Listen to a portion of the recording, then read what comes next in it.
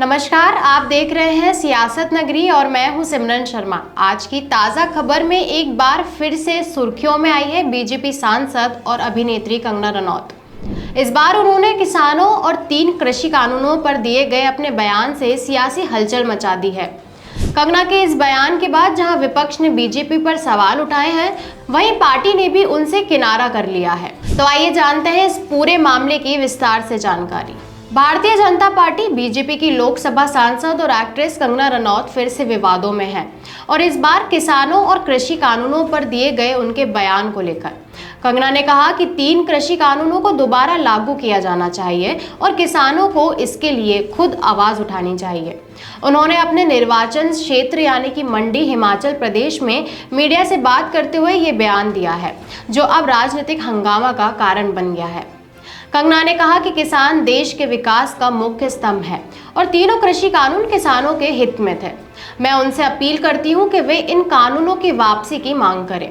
हालांकि कंगना का ये बयान विवादित साबित हुआ है और विपक्षी पार्टियों ने इसे किसानों के अपमान के रूप में देखा है। बीजेपी के वरिष्ठ नेताओं ने इस बयान से दूरी बनाते हुए साफ किया है कि कंगना का यह बयान पार्टी का आधिकारिक रुख नहीं है।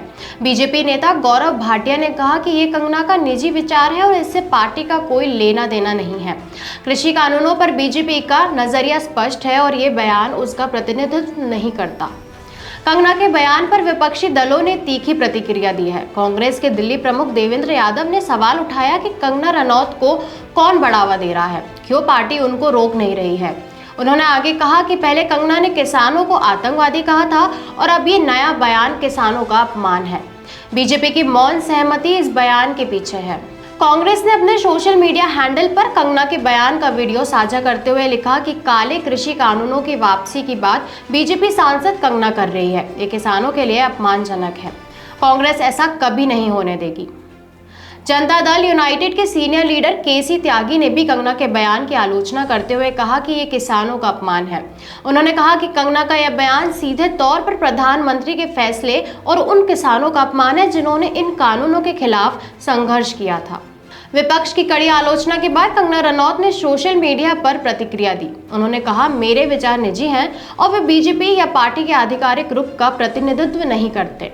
उन्होंने यह बात बीजेपी नेता गौरव भाटिया के बयान को रीपोस्ट करते हुए कही। तो ये था कंगना रनौत का विवादित बयान, जिसने सियासत में हलचल मचा दी है। देखना होगा कि बीजेपी इस पर क्या कदम उठाती है और क्या कंगना के इस बयान से राजनीतिक बवंडर और तेज होगा या फिर इसे ठंडा किया जाएगा। आप इस मुद्दे पर क्या सोचते हैं?